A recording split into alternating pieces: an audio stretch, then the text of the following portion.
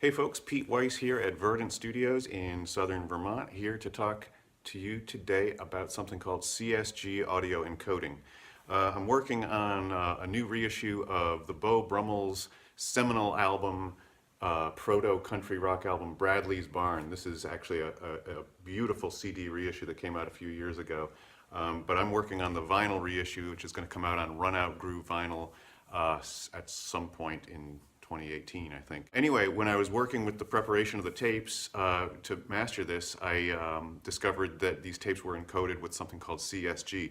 Now that stands for Compatible Stereo Generator, and this is a process that was invented by Howard Hultzer, who was chief engineer at A&M Records at the time in the late 60s, as a way to improve mono compatibility on vinyl LPs. In fact, it did improve mono compatibility, so you could play a stereo LP on a mono turntable with success and it would sound great.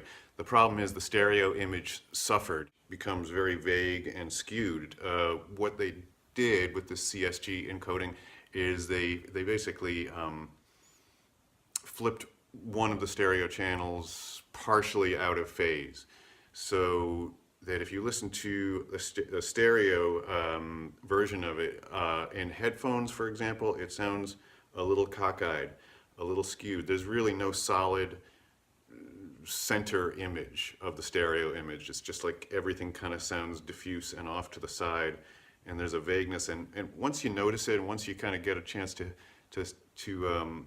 hear what it sounds like, it'll kind of drive you crazy. So anyway, I'm happy to say that I was able to reverse the CSG encoding on this. There's a solid center image, generally the lead vocal, and I think it just sounds better than ever, and it's what this album deserves. Let's give a quick listen to some of the Beau Brummels from Bradley's Barn with the CSG encoding, the original way that the album came out in 1968.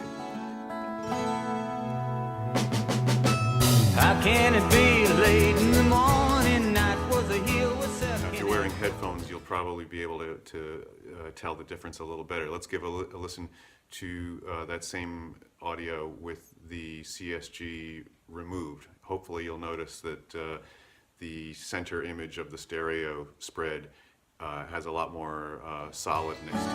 Let's check it out. How can it be late in the morning, night was a hill with sucking echo. Anyway, there's a lot of misunderstandings about this CSG processing, and not a ton of information on the web, although we'll try to provide you a link. We'll try to put the link here, I guess, where you can learn a bit more about it. Happy listening, folks.